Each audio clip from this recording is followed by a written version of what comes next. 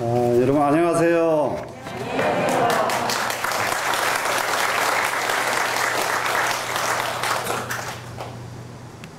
이제 뭡니까, 가뭄이 오려고 그러면 날마다 구름이 끼는데도 할아버지들은 오늘도 비 안 온다, 비 오려면 한참 멀었어. 할아버지 그렇게 말씀하세요. 그럼 진짜 안 와요.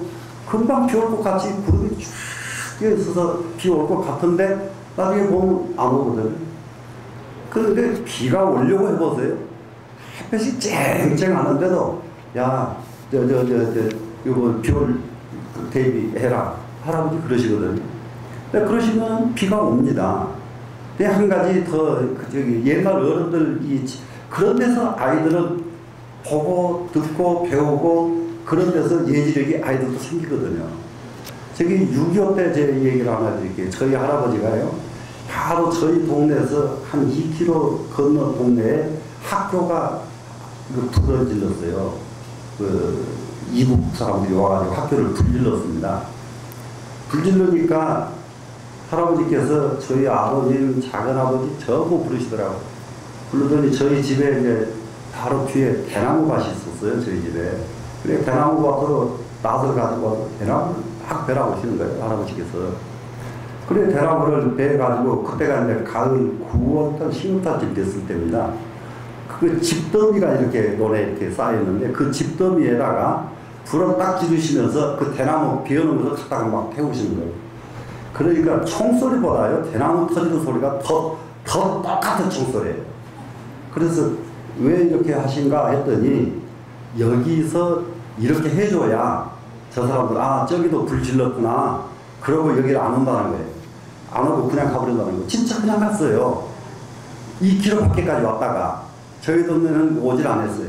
이제 그런 것에 할아버지들의 지혜, 할아버지들의 지혜를 우리는 몸소 체험하고 느끼면서 자랐단 말이죠.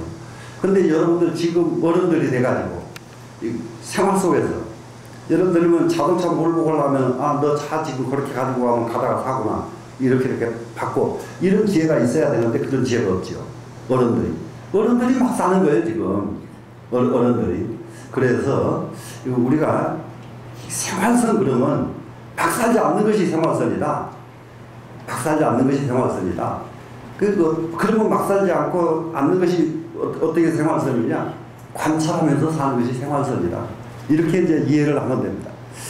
자, 참선 그러면은 구체적으로 말하면 선이라는 것은 어쩌고 이렇게 설명해봤자 그거 다 놔두고 주제가 생활선이니까, 생활선 그러면은 딱 두 가지만 유령을 하면 됩니다. 하나는 엄념사유, 생각업자, 생각념자입니다. 생각하고 사유하는 겁니다. 생각하고 사유하는 겁니다. 그 다음에 하나는 무엇이냐? 관찰사유입니다. 관찰하면서 사유합니다. 저희가 지금 모두 집에서 여기까지 오시는 도중에 수많은 길을 건너면서 차 속에서 수많은 사람들을 마주치고 왔지만은 지금 그 사람들 생각을 한번 떠올려 보십시오. 머릿속에 한 사람도 안 남아있습니다. 왜 그럽니까? 그냥 왔기 때문에, 관찰을 하지 않고 왔기 때문입니다. 사람은 자세히 관찰한 것은 지금 생각하면 다 떠오릅니다.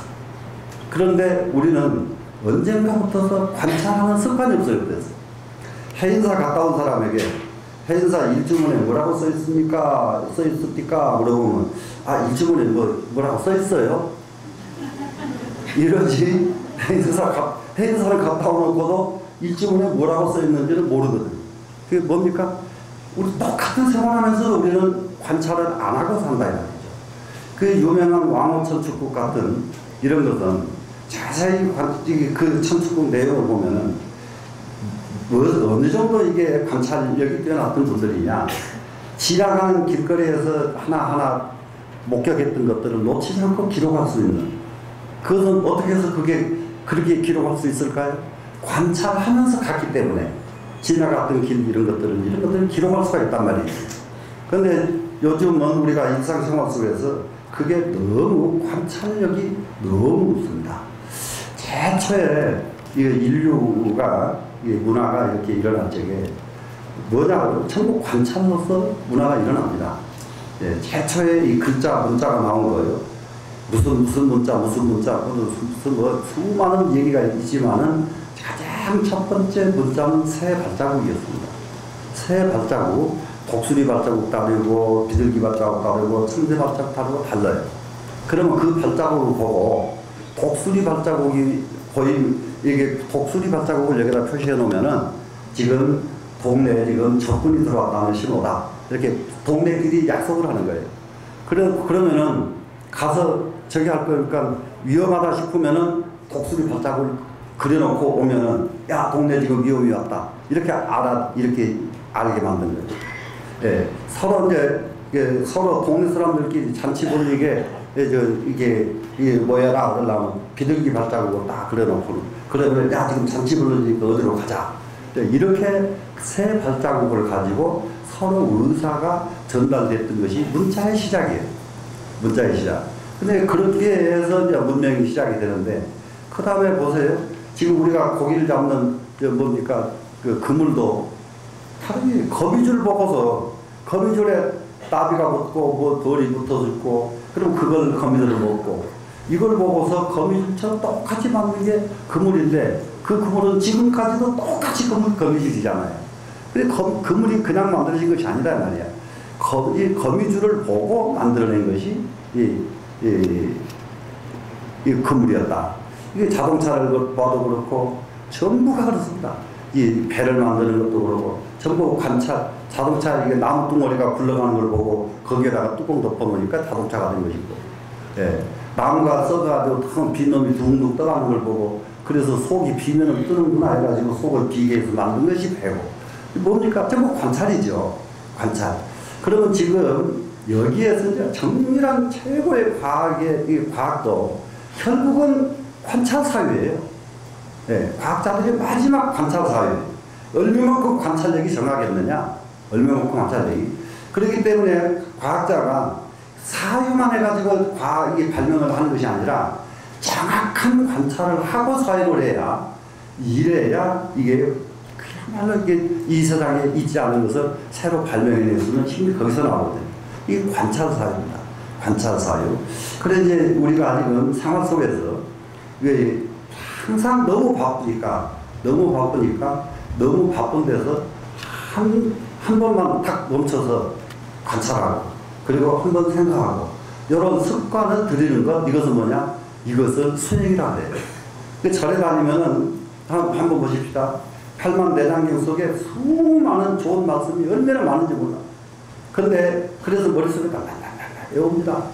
외우는데 외운 것은 기가 막히게 달달달달 외웠는데 행동으로 하라고 하면 하나도 안 돼요. 행동으로 하라고 하면. 그러면은 뭐가 됐느냐? 지식만 있고 인격이 없는. 인격이 없는 지식은 아주 노자의 말을 빌리면 사기꾼이에요. 노자의 말을 빌리면 그 인격이 없는 지식인은 그냥 사기꾼입니다. 그러면은 정말로 지식은 무엇을 전제로 했을 때게 지식인이냐, 인격을 전제로 했을 때게 지식이 지식답다. 그럴 때게 이 인격을 인격화하려고 하면 어떻게 할 것인가? 자기가 익힌 지식을 가지고 훈련에 임해줘야 된다. 훈련. 지금 대체적으로 그냥 간략하게 여기다 이제 정리를 했습니다만은, 우선 가장 중요한 것이 이제 선의 개요에서 지금 이렇게 쭉 보시면은 억념 사유하고 이게 관찰 사유를 이렇게 정리를 했는데요. 우선 관찰 사유부터 설명하면은 끝이 없어요. 억념 사유도 마찬가지인데, 그래서 우선 오늘은 억념 사유 쪽에다 한번 사유 초점을 맞춰서 한번 해보겠습니다. 억념 사유 그러면요, 내면의 사유 이렇게 하시면 돼요. 내면 사유. 자기 마음 그렇게 보는 겁니다. 제가 70년대 초반에 수덕사에 계시는 해안로 스님을 가서 인사를 드리고 공부를 어떻게 해야 잘할 수가 있습니까? 했더니 저는 지금 안 잊어버리는 게 그때의 해안로 스님이 지금 저희 또래가 되셨을까 한 때입니다. 한 70대가 되셨는지 안 되셨는지, 저희들은 벌써 이미 70이 넘어가지고 지금 어떻게 세월이 달라가지고 옛날 같으면 훨씬 더 쭈글쭈글 할 텐데 지금은 좀 덜 쭈글해요. 70이 넘었는데도. 네. 그러는데 그 노인도장님이 공부하는 방법을 물으니까 얼마나 반갑게 두 손으로 손을 꼭 붙들고 막 반갑하시는지 말도 못해. 그러시면서 반조야. 반조밖에 없어. 공부는 반조뿐이야. 그때에는 반조뿐인 것은 저도 아는데요. 속으로요. 반조라는 말 모르, 여러분 반조 모르는 사람 누가 있어요? 네? 반조. 다 알죠. 되돌아보는 거요. 되돌아보는 거 모르는 사람 있어요? 네. 반조뿐이라고. 그런데 그거 말고 더 진짜요. 더 진짜 빨리 가는 거요. 그러니까 그거 말고는 없어. 반조뿐이야. 그러시면서 또 손도 안 놔줘요. 안 놔주고 계속 말씀을 하시는데, 그러면 이 얘기 중에 또 다른 말씀이 좀 나오는가 기대해보면 또 반조예요. 근데 이거 손이라도 빨리 놔줘서 나갔으면 좋겠는데 갈 수도 없고 한참 권역을 일했습니다. 그랬는데 나중에 돌이켜보니까 참선, 무엇이 참선이냐? 반조라고 하는 두 글자 빼놓고는 길이 없어요. 반조뿐이에요. 반조. 그러면은 지금 억명사유 이게 뭐냐? 반조예요. 반조. 그럼 이 반조하는 것을 여러 측면에서 설명할 수가 있습니다. 학자들이 설명하는 방법, 부처님 경전에서 설명하는 방법, 수많은 방법이 있는데, 선가에서 바로 반조하는 방법, 이거는 뭐냐? 저기 있죠? 손전등. 손전등을 딱 이렇게 비추죠, 지금? 밖에 비추 훤히 보이잖아요? 이거를 갖다가 손전등을 밖을 향해서 비치지 말고 안으로 돌리는 것, 이렇게 이해하시면 됩니다. 선가에서 가르치신 거는 이렇게 밖을 보니까 밖의 것이 온갖 것이 다 보이잖아요. 그런데 솔직하게 이걸 딱 돌려놓으면은 자기 뱃속에 뭐가 들었는지 보여요, 안 보여요? 안 보이는 게 아니라 없습니다. 아무것도 없습니다. 그 안에는. 그래서 이렇게 반조를 하는 것이 선가에서 가르치는 반조의 뜻이고요. 그 다음에 이제 이게 반조 그러면은 이제 무엇을 반조할 것인가? 내면의 세계. 그래, 내면의 세계라고 하는 것은 우리 마음 쓰는 것을 말합니다. 이게 마음 쓰는데 마음에 무엇을 반조해야 될 것인가? 잘하고 좋은 것을 반조할 필요가 있어요? 필요가 없죠. 잘못된 것은 반조하는 거거든요. 잘못된 것은 없습니다. 자, 지금 금강경에서 말하는 아상, 인상, 중생상, 수자상, 사상을 설명하는데 합리적으로는 아상은 무엇이고 인상은 무엇이고 중생상은 없습니다. 설명이 없습니다. 설명할 방법이 없습니다. 그 다음에 수자상은 무엇이고 이렇게 설명이 다 돼요. 근데 중생상이 과연 뭐냐? 중생상이 과연 뭐냐? 이렇거든요. 그런데 그 설명이 없어요. 주석도 중생상에서는 주석을 안 달았어요. 금강경에 주석이 300주석이 넘는데 중생에 대해서는 중생이 무엇이라고 설명을 안 해놨어요. 그건 무엇일까? 무엇일까? 그런 데에는 그냥 물리를 보는 거예요. 물리로. 물리라는 말 아시죠? 경의 문장 구조를 가지고 만들어 붙일 줄 알아야 되거든요. 아상, 인상, 수자상이 있는 것은 중생이고요. 아상과 인상과 수자상이 없으면 부처님입니다. 이해가 되시죠? 그러면은 아상과 인상은 무엇이냐? 이게 전부 번뇌들이에요. 그리고 인간에게 번뇌는 몇 가지가 있으면 108번뇌에서부터 수도 끝도 없습니다. 여러분들 번뇌요? 순간순간 900생매를 한다고 그런다. 일찰나에 900번 마음이 나왔다 들어갔다. 그럼 900번 나왔다 들어갔다는 이 마음은 자기가 인식하지 못하면서 나왔다 들어갔다 하는 마음이 얼마나 많다는 걸 여러분들은 몰라요. 자기가 인식 못해요. 왜 그러냐 그러면 마음은 눈이 보는 마음이 있고 귀가 듣는 마음이 있고 의식이 계산하는 마음이 있고 여기까지 마음은 깊이가 없어요. 보고 듣지 않으면 모르는 마음이에요. 그런데 제 7식 잠재의식부터서는 보지 않고 듣지 않고 보는 마음이에요. 그렇기 때문에 여기에서 예지력이 나오고 예지력이 나오니까 향후 아까 지금 그 예지력 그런 사고가 나려고 그러면은 딱 관상학적으로 당일 필사지상이 있습니다. 관상학적으로 오늘 하루를 못 넘기고 죽을 사람 그거 간차들이 네, 아주 간단합니다. 여기 눈썹 사이요. 여기가 면문이라고 하는 데인데요. 이 눈썹 사이 이 자리가요. 그 연필 가루를 이렇게 갈아서 여기다 칠하는 것처럼 여기 가서 회색빛이 쫙 돌면은 그날을 못 넘겨요. 네. 깜짝 놀라겠죠? 네. 그런데 왜 그게 나타날까요? 칠식이 알기 때문에 나타나는 거예요. 자기 이미 그날 못 넘길 병이 중해요, 이 사람은. 중해. 근데 본인은 못 느껴. 근데 칠식 본인 진짜 안에 마음이 아는 거예요. 자기 안에 마음이. 그렇기 때문에 그거 탁 나타나거든요. 예. 그래 이제 이러한 깊은 이렇게 마음 이제 여기 이것이 사유하고 생각하고 번뇌하는 것이 일찰나에 900생멸씩 하는 거예요.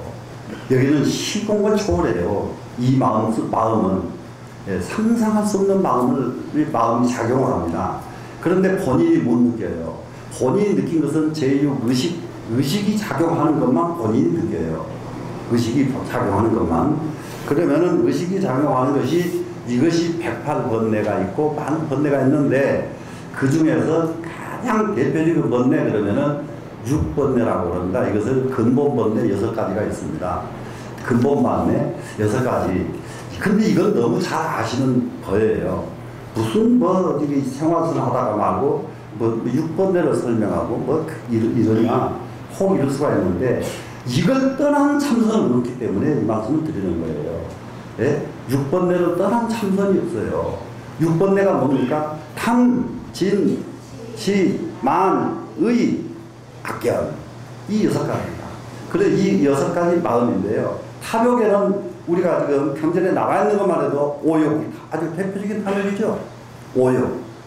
오욕이 바로 한시도 여기서 끊어지지 않고 발딱발딱 일어나는 이런 게 번뇌란 말이에요. 오욕이. 여러분들 그 전에 보면은 또 큰 스님들 법문을 조금 더 얘기하자는 게 아닙니다. 이 각도를 제대로 갖고 가야 된다 이 말이에요. 옛날에 틱낙강 스님 여기 오셔가지고 동국대학 교수를 모셔보니까 아이고 여기 해인사에 계시는 그때 당시 종정 스님은 여기 지나가도 누구 한 사람도 뒤따라간 사람 없는데 틱낙강 스님 오니까 온 사람들 그렇게 다 합장하고 뒤따라가는데 참 기가 막히더라고요. 그래서 참 근사하다. 근데 그분 말씀이 뭐예요? 화나거든 화를 내려놔라. 네? 발을 한번 들면서 화를 내려라. 직설적으로 말할까요? 직설적으로. 점잖게 말하면 재미가 없잖아요. 그런 소리 누가 못해요? 화나면 딱 생겼는데 내려놔라 한다고 내려가 버려요? 화나게 생겼는데 내려가냐고요? 말 같지도 않은 소리를 그걸 진짜 화가 안 나려면 어떻게 해야 돼요? 내가 깊어져야 돼요. 깊어지면 화가 안 나요. 깊어지는 게 뭐예요? 하나도 그것 어려운 거 아니에요. 어른이 돼버리면은 어린애기한테 화 냅니까? 어린애기가 아무리 잘못해도 그것 왜 그러냐면 어린애기는 얕고 어른은 깊잖아요. 그러니까 깊은 어른이 얕은 어린애를 보고 화 안 낸다 이 말이에요. 예? 우리 정신세계는 공부한 만큼 깊어지고 공부한 만큼 넓어집니다. 그렇기 때문에 내가 더 공부를 하고 더 반복하고 또 반복해서 내가 깊어지면은 화를 내라고 아무리 고사지내도 화 안 내요. 이렇게 해서 화가 안 나야 진짜 화를 안 내는 것이지. 예, 화내지 말아야지 노래 부른다고 화가 안 나는 거 아니라 탐욕, 오욕 한번 보세요. 참, 재색, 식명수, 돈, 자다가도 벌떡 일어나는 게 돈이요. 딴 소리 할 것 하나도 없어. 예? 예. 이게요, 진짜로, 그게 다 설명하려면 끝도 값도 없으니까, 재, 색, 식, 명, 수, 그 중에서 하나를 아주 요약합시다. 명예욕, 재욕, 욕심이 끝도 값도 없습니다. 명예는 뭡니까? 다른 거 아니에요. 전부 이게 대접받기 좋아하는 거 전부 명예욕이에요. 근데 어디 갔는데 자기만 대접 안 하고 쫙 빼놔봐요. 기분 나빠요, 안 나빠요? 예? 자기 집, 지금 시집에 이게 조금 있으면 명절 추석 때네요. 추석 때면 가면은 여기 누구 며느리하고는 친한데 자기도 똑같은 며느리인데 자기는 말 안 해. 그러면 기분 나빠요, 안 나빠요? 솔직하게. 나쁘죠? 이런 것들이 전부 명예욕이요. 이런 것들이. 예? 명예요. 예. 그런데 그런 일이 있어도 기분 안 나쁘려고 하려면 어떻게 해야 돼요? 내가 그 사람들보다 내가 더 높아져야만 그러거나 말거나, 예? 그러거나 말거나 나는 기분이 안 나빠진단 말이에요. 그러니까 우리는 그것을 그럴 때게 화내지 말아라. 그럴 때게 기분 나쁘지 말아라. 이 말은 소용이 없다 이 말이에요. 이 말은 그럴 때게 어떻게 하면 화가 안 날 수가 있고 어떻게 하면 기분 나쁘지 않을 수 있겠는가. 이걸 꾸준히 이제 구체적으로 하면은 이 욕심 가만히 보니까 내가 가지고 있던 이 돈 꼭 쥐고 있어 봤자 결국 내 것이 아니라는 거야. 그건 어디서 알아야 되냐? 어디서 알아야 되냐? 이건 네가 아무리 가지고 있어도 그건 네 거 아니야. 해봤다 내 건데 왜 내 것 아니라고 그래요? 더 이상하잖아요. 그런데 무엇이 내 것이 아닌 것을 알았을 때에 이것이 내 것이 아니냐? 이 몸뚱이가 내 것이 아닌 걸 알았을 때에 이것이 내 것이 아니에요. 그런데 이게 내 건데 어떻게 이게 내 거 아니에요? 에? 맞아요? 안 맞아요? 예? 이거 대답도 안 하려고 그러네. 이게 진짜 이게 내 게 아니에요. 내 게. 그게 이제 우리 서론에서 보살 하나가 젊은 보살입니다. 저한테 이제 공부를 하러 왔는데요. 얼마나 기가 막힌 일이 벌어졌느냐. 나이가 32인가 하던 젊은 보살이에요. 한참 공부를 하다 말고는 한숨을 후 쉬더니 스님 저희가 다 벗고 싶은데요. 얼마나 난감해요. 다 벗고 싶대요. 그런데 하나도 웃음질 안 해요. 너무 간절한 거예요, 사람이. 그래 왜 그런가 그랬더니 남편은 서울대학교 교수고 의사로 교수고 그런데 지금 3년간을 남편하고 한마디 말을 안 하고 살아요. 한마디 말을 안 하고. 그런데 이 보살이 진짜 속상하는 것은 남편 친구들 모임에 꼭 마누라를 대동을 해요. 같이 가. 거기 가면은 무엇을 한지 아세요? 다 가자마자 의자 탁 내놓고 마누라 앉으라고 다 해줘. 그리고 음식 먹을 때 막 챙겨주고. 그러고는 일 딱 끝나고 차만 딱 하면 딱 가면 돼요. 말이 없어. 예. 출근할 때에도 말이 없고, 퇴근해서도 말이 없고, 3년 이렇게 참, 완전히 지옥을 살더라고요, 이가. 완전히 지옥이 완전히. 지옥을 사는데, 어찌하면 좋습니까? 그래서 아무 말도 말고 공부를 해라. 니들이 처음에 만났을 때에는 젊었을 때 맥도 모르고 좋다고 만났는데 남편은 의사고 대학 교수고 상당히 향상이 됐는데 마누라는 향상이 안 된 거예요. 마누라가 향상이 안 되니까 말을 하면은 다른 데로만 가니까 말하기가 싫어서 그런 거예요. 근데 지금 여기 젊은 처자들도 있는데 그거 조심해야 돼요. 예? 상대가 되지 않으면 말을 하면 다른 데로 가버리면 말하기 싫어버려요, 사람이. 그러니까 말을 하면 싸움이 나고 그것도 안 하려면 말 안 해야 된단 말이에요. 그러니까 공부를 해라. 그랬더니 다행히 공부를 했어요. 공부를 해서 본격적으로 공부를 해라. 본격적으로 공부를 했어요. 대학 중용에서부터 노자 도덕경까지 공부 원문으로 막 공부를 계속합니다. 계속 공부를 하는데 도덕경 공부하면서 노자 도덕경 공부하면서 남편이 마음이 돌아오기 시작했어요. 왜 그러냐 그러면은 도덕경을 공부하다 보면 알아요. 여러분들 도덕경 배우라고 하면 지금 강의 들으면 필기하느라고 바빠 죽을 거야 아마. 그 소리가 굉장히 남성의 소리가 하도 많으니까.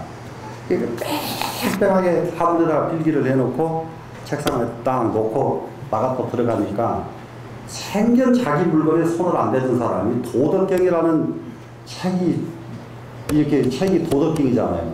이게 놓여 있으니까 남편이 이렇게 본 거예요. 보니까 막 빽빽하게 공부를 하고 있거든요. 한 번 와서 그래. 스님, 처음으로 제 물건에 남편이 손을 댔습니다. 무슨 도덕경에 손을 댔다는 거예요. 아, 그런데 뭐지 안 했는데 거친해지겠다. 거친해지겠다. 그러고 나서 이제 친구들하고 이제 또 모임이 있어서 회식을 갔는데요. 그 친구들이 만나면은 무슨 뭐 장자가 뜨고 공자가 뜨고 뭐 이런 말 하게 되잖아요. 술자석을. 그랬더니 이 남자가 그 친구들한테 야, 그런 거는 너희들 그렇게 헛된 소리 하지 말고 우리 집사람한테 물어봐. 아, 이러더라는 거예요. 왜 그러냐 그러면 도덕경 공부는 필기하는 거 보니까 자기가 상상할 수 없는 공부를 했거든. 그러니까 우리 집사람한테 물어봐. 이래가지고 풀어졌는데요. 둘이 좋아져 보니까 공부를 안 하더라고. 아, 진짜요. 내가 그렇게 깊어지면은 해결이 되는 거예요. 깊어지면은. 그런데 내가 너한테 어떻게 했는데 네가 이렇게 계속 이래보세요. 해결되겠어요? 안 되겠죠? 그래서 사람은 이게 정말로 깊어져야 된다. 그래서 여기서 이제 탐, 진, 치 이 세 가지 어리석을 치자 한번 봅시다. 이게 너무 많으니까 어리석을 치자라는 것은 다른 게 아니라 사견을 어리석을 치자라고 그래요. 사견, 삿된 생각, 삿된 견해. 정말 자기 생각이 딱 옳다고 고집부리는 게 얼마나 많은지 말도 못해. 예? 심지어 옛날 말이 그러잖아요. 서울 가본 사람이 안 가본 사람한테 남대문에 문턱이 있고 없고 뭐 서로 싸우면 안 가본 사람 이긴다잖아요. 이렇게 이기겠고 이렇게 고집부리는 생각들이 전부 사견들이거든요. 사람의 귀가 정말로 자기 귀가 분명한 줄 알지만은 저는 여기 스님한테 공부를 하면서요. 우리 스님은 흑판에다가 강의를 굉장히 많이 하십니다. 많이 하시는데 흑판에 빽빽이 필기를 하시면요. 그 끝나시고 딱 지우면 저는 거의 다 외웠어요. 그러니까 외우는데 조금 다른 사람보다 이제 소질이 있었어요. 거의 외웠는데 나중에 그렇게 해서 수없이 외우는 것들이 나중에 다시 필기를 하실 때 이게 보면은 내가 외운 거하고 틀려. 그래서 스님이 틀리게 말씀하신 줄 알았지요. 그랬더니 내 귀가 틀리게 들은 게 있더라고요. 외우면서도 틀리게 들어요. 그렇기 때문에 자기 눈, 자기 귀 너무 과신하면은 그게 사견이 돼요. 예? 우리 내가 보아서 딱 절대 맞아. 고집 부리면 절대 안 된다. 예? 딴 말 하거든. 가만히 있어봐. 나는 이렇게 기억을 했는데 그것도 일리가 있다. 그래 나중에 자기가 살짝 모르게 점검해가지고 확인해보고 나서 그 네가 틀렸다 내가 틀렸다 이렇게 해줘야지 막 붙으면은 싸움만 해요. 그래서 이 치심 이런 것들이 이게 번뇌의 이제 근본입니다. 그럼 이 번뇌를 탐진치의 번뇌를 그냥 가지고 살아야 돼요? 내버리고 살아야 돼요? 예? 어떻게 하실래요? 가지고 사실래요? 내버리고 살아야 돼요. 내버려야 되는데 내버리는 방법이 문제인데. 그러니까 지금 말씀드렸듯이 내버리는 방법이 정말로 내버리는 방법은 내가 깊어지는 거예요. 그런데 아까 그 얘기 다시 하는데요. 이렇게 해서 남편하고 좋아졌어요. 좋아졌는데 그 다음에 남편하고 좋아지니까 자식들하고 문제가 생겼어요. 애들이 말을 안 듣는 거예요. 예. 그전에는 남편한테 이렇게 꼬르고 있으니까 애들이 하나도 안 보였던 거예요. 자식들이. 안 보이던 남편하고 좋아지니까 애들이 보이기 시작하니까 애들을 간섭을 하기 시작하니까 애들이 죽어도 말을 안 들어서 이제 홀딱증이 또 생겼어. 그래서 홀딱증이 있어버리다만 못 써요. 이거 없으면 또 생겨요. 이거 없으면 홀딱증이 또 생겨가지고 하는데 이제 경전을 저는 이제 원각경 무조건 개성 다 외우게 하고 금강경 다 외우게 하고 외우게 시키거든요. 그랬는데 애들을 데리고 공원으로 놀러 갔어요, 이 보살이. 네. 공원으로 놀러 갔는데 애들이 이제 공원에서 뭐 그네 타고 놀고 참 놀고 있는데 혼자서 가만히 이렇게 앉아 있는데 그 옆에 나무들이 이렇게 큰 나무들 있잖아요. 그 나무를 유심코 바라보니까 저 나무를 좋다고 내가 날마다 만지고 쓰다듬고 그러면 나무가 좋아할까? 이 생각이 딱 난 거예요. 우리는 그런데 저놈은 내일부터 도도 지 혼자 잘 살았는구나. 아이들을 내가 그렇게 쓰다듬고 이래라 저래라 한 것이 과연 잘한 것인가. 나무를 내버려 두듯이 애들도 내버려 둬야 되겠다. 이 생각이 딱 온 거예요. 딱 와서 거기서 내버렸어요, 애들을. 내버리니까 바로 애들 달라져 버리고 팔자가 다 바꿔져 버렸어요. 이렇게 사람은 하는데 거기서 이 보살이 원각경 속에 아신이 본불이인데 증예가 하여생가 내 몸뚱이가 본래 내 것인데 미워하고 좋아하는 마음을 왜 내는가 이런 구절이 있어요. 그래서 내 몸이 본래 내 것이 아닌데 내 자식에게 집착했던 것이 너무 부끄럽고 내 몸이 내 것이 아닌데 남편한테 왜 내가 그렇게 집착했던가 딱 초탈해버렸어요. 그래서 보통 사람이 아니라요. 보통 사람이. 예, 그래서 이제 그렇게 공부를 했던 그 팁을 데리고 아까 여기 원장 선생님께서 말씀하셨던 제가 이제 하남 일발록이라고 오대산의 하남도 스님의 그 일생 이것을 이렇게 공부했던 이 팀들을 데리고 보살들 데리고 그 책을 만들었어요. 보살들 데리고. 예. 그런데 소견이 열리니까 얼마나 글을 잘 보는지 말도 못해. 이게 일반 보통까지 이렇게 딱 벗어난 학자들보다 훨씬 글을 잘 봤더라고요. 그래서 그 사람들 데리고 여러 큰 스님들 법문은요 굉장히 정리하기 어렵습니다. 자, 그러면 이제 이게 탐진치 이걸 어떻게 하든지 떨쳐내버리는 것, 이것을 떨쳐내버리는 것이 바로 생활선이다. 다른 것이 생활선이 아니거든요. 우리는 생활 속에 탐진치가 있잖아요. 우리 생활 속에 탐진치가 있기 때문에 생활 속에 참선을 하자고 한다면은 생활 속에 있는 탐진치를 먼저 떨쳐내는 것이 옳은 것이죠. 그러고 나면은 탐진치 끝나고 나면은 뭐가 있습니까? 사람한테 가장 문제 오만한 기운이 끝이 없습니다. 만심이요. 사람마다 만심이 다 있어요. 그래, 요거는 이게 만심, 7가지 만심을 여기다 써놨어요. 혹시라도 여러분들 저기 할까 봐서요. 만심 한번 보세요. 첫 번째는 자기보다 못한 사람에 대해서 우월감을 갖는 것, 이것이 만심의 첫 번째입니다. 자기보다 못한 사람한테요, 계속 자기한테 못한 사람한테 잘난 척 하거든요. 감히 니까지 것들이 나한테 덤벼. 이렇게 해요. 이렇게 하는 만심. 그러면은 한번 봅시다. 이게 국회의원이 되고 장관 된 사람이 시골 고향에 갔어요. 고향에 가서 아무것도 모르는 고향 친구가 반갑다고, 야, 너 아무개야! 그러고 와서, 그러면은, 왜 이래, 얘가? 이렇게 삐죽삐죽 이래버리면은 그 고향 친구가 좋아해요? 안 좋아해요? 안 좋아하죠? 그럴 때에 그 고향 친구한테 자기를 내버리고 쫓아가서 안아줄 수 있어야. 이게 사람 맛이죠. 그러겠죠? 그런데 성공해버리면 그런데 그 마음이 없어져요. 예, 그 마음이 없어집니다.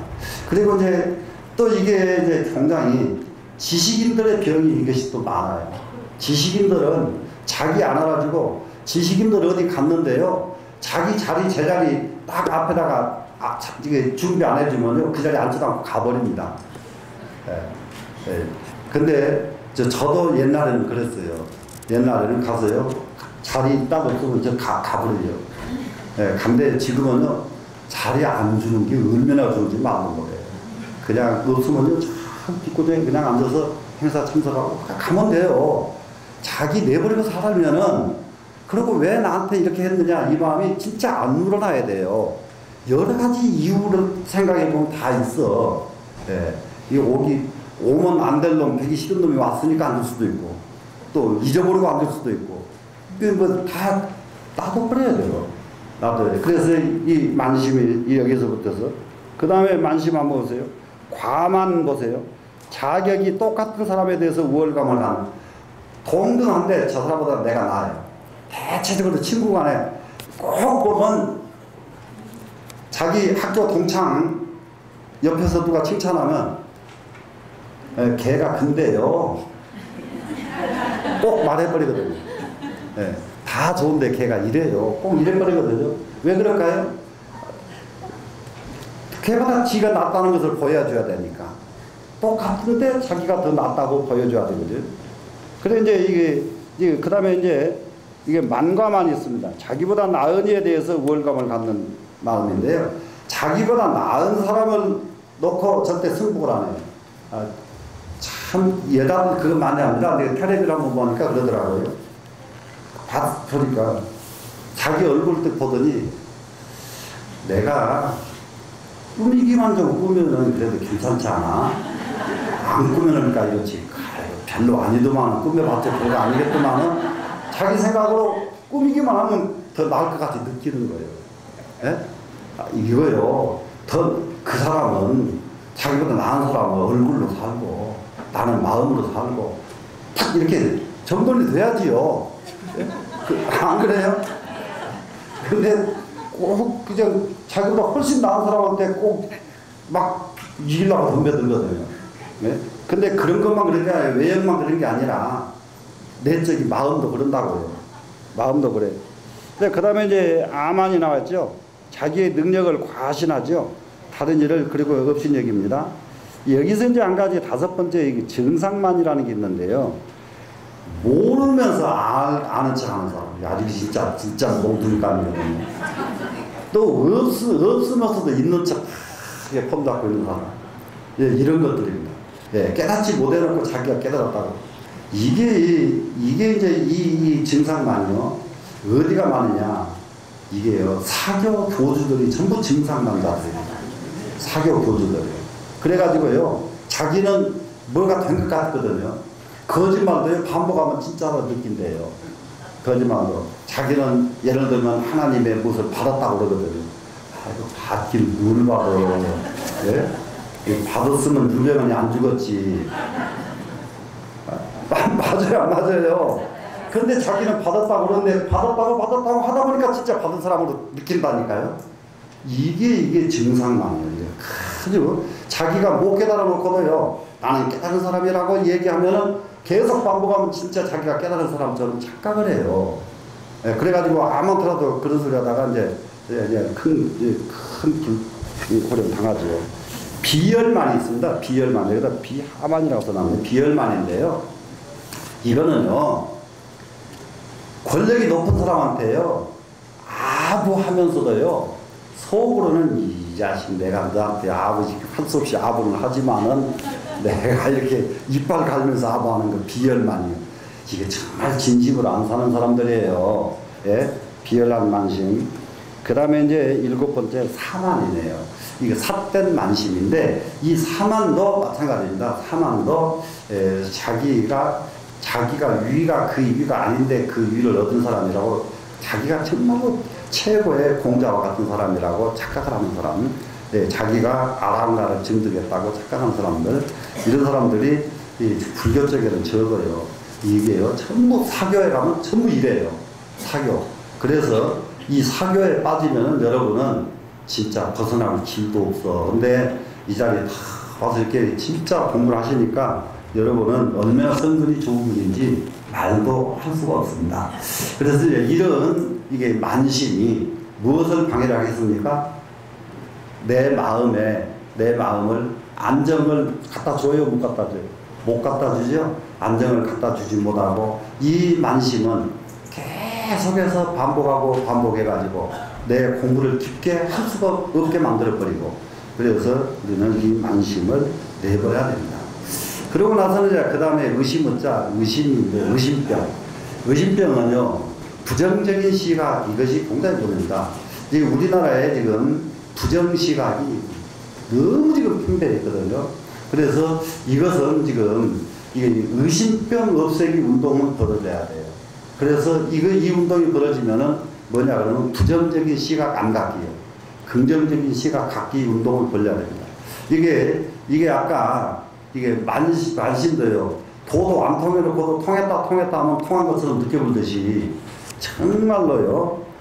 긍정적으로 반복하면 긍정적으로 돼버린다, 사람은. 그런데 부정적으로 될까? 그게 될까 이러면은 안 돼요. 그러니 지금부터는 우리는 딴 거 몰라도 내가 해서 안 되지는 없거든. 내가 해서 하면은 꼭 돼. 알았어, 내가 해줄게. 이렇게 자신감 갖는 거, 이건 절대 필요합니다. 이게 의심병, 이건 가지면 안 되고요. 그럼 이제 이것은 부정적인 시각도 의심병인데, 더 큰 의심병의 문제가 있습니다. 부처님을 믿지 않는데요. 부처님을 믿지 않는 병입니다. 근데 부처님을 믿지 않는 사람은 또 무엇까지 안 믿느냐 하거든요. 자기도 안 믿어요. 자기도 안 믿어요. 이래서 가장 아주 자기를 너라고 떨어뜨릴 수 있는 것, 이것이 이 의심병입니다. 그래서 선사들이 마지막 관문에서 그야말로 30년 동안 갈고 닦았더니 어느 날 비로소 의심병이 끊어졌습니다. 이렇게 대답하면은 공부 다 끝난 사람이에요. 의심병이 이렇게 중요합니다. 그렇기 때문에 이 의심병, 부정적인 시각 딱 내버리고 긍정적인 시각으로 우리가 전환하는, 이렇게 노력하는 것이, 이렇게 노력하면서, 날마다 노력하면서 사는 게 이제 생활선이에요, 이제. 그 다음에 이제 마지막이 뭐냐, 악견이라고 있는데요. 이 악견이, 이건 이제 구체적으로 설명을 생략을 하고요. 아까 탐, 진, 지, 만, 의 5가지 마음이 그야말로 정말로 인간이 끊어버리기 어려운, 얼마나 아둔하고 노둔하고 잘라도 안 잘라지듯이 이것을 오둔사라고 부릅니다. 정말로 잘라도 안 잘라지는 5가지 둔사예요. 그런데 그보다 더 나쁜 것이 악견이에요. 악견에는 5가지가 있습니다. 이 5가지 악견, 이 악견은 오리사라고 그래요. 오리사. 너무너무 날카로워서 이거는 전 세상에 전부 해악을 끼치는 것이 악견입니다. 그래서 이 악견은 이 세상에 해악을 끼치는 둔한 놈은 나를 공부 못하게 만들었으니까 남에게 해악은 덜 끼치잖아요. 그런데 오리사, 이것은 정말로 남에게 해악을 끼치는 잘못된 생각이 오리사, 악견입니다. 그러면 이제 악견에는 여기 지금 5가지가 이제 악견이 있는데, 그러면은 이 악견에서 제일 중요한 것만 한번 저기를 해보겠습니다. 악견하는 것은 지금 대답을 한 번도 안 하겠지만은 공통으로 가지고 있는 악견이 하나 있습니다. 나는 안 죽는다. 무슨 소리인지 아시겠죠? 근데 절대 죽는 건 생각 안 해요. 죽음은 남의 것이지 내 거라고 생각 안 합니다. 죽음이 내 거라는 생각이 나올 때쯤 되면 스님들도 뭐 한갑진갑 지내서 점점 내 거구나 이것을 인식을 해요. 그래도 절실하게 인식이 안 된다. 이것이 절실하게 인식이 되면 전부 정리를 해야 돼요. 더 이상 할 것이 없습니다. 절실하게 인식이 되면, 그래서 절실하게 인식이 되는 순간 그 스님은 공부가 끝난 스님이에요. 공부 다 된 분이에요. 죽음이 절실하게 인식되면 더 이상 공부가 갈 곳이 없습니다. 부처님의 가르치심은 가르치신 대로 그대로 따라서 행동을 옮기면 이것이 수행이에요. 그래서 우리한테는 수행할 수 있는 끝도 값도 없는 방법이 있는 데가 우리 정교 불교입니다. 지금 그 중에서도 대체적으로 우리 불교를 여러분이 긍정적으로 한번 가져셔야 할 것이 뭐냐 그러면요, 한국 불교 1700년 전통이 있는데 1700년 전통의에는 단순하지가 않습니다. 엄청난 노하우가 있습니다. 참선하고 공부하고 수행하는 방법에 엄청난 1700년의 노하우가 있어요. 한국 불교에는. 이 노하우가 스님들만의 것으로만 남겨있지 말고 세상 사람들에게 펼쳐지도록 지금 우리가 운동을 벌쳐야 됩니다.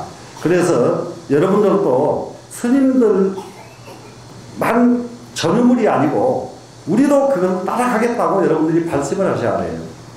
그러실 수가 있으시겠죠? 네. 그럼 여러분들 그 큰 발심을 해서 진짜 스님들에게 공부를 인도받아 가지고 우리도 스님들과 똑같이 그냥 그 길로 가야 되겠다, 이렇게 이제 발심을 하는 것, 이런 것들이 생활선이라고 말할 수가 있다, 이렇게 요약을 하고요. 다음 시간에서는 이렇게 수행을 하는 구체적인 방법이 있습니다. 구체적인 방법이 부처님 당시에 25제자가 있는데요. 25제자들이 저는 이렇게 수행을 해서 아라한가를 얻었습니다. 저는 이런 방법을 하니까 견성을 했습니다. 저는 이렇게 하니까 이렇게 보살이 되었습니다. 이렇게 해서 자기 수행 담을 쭉 얘기해 준 것이 있습니다. 이제 이걸 가지고 다음 시간에 우리 생활선에 하나라도 보탬이 되도록 한번 정리를 해드리겠습니다. 여기서 마치겠습니다.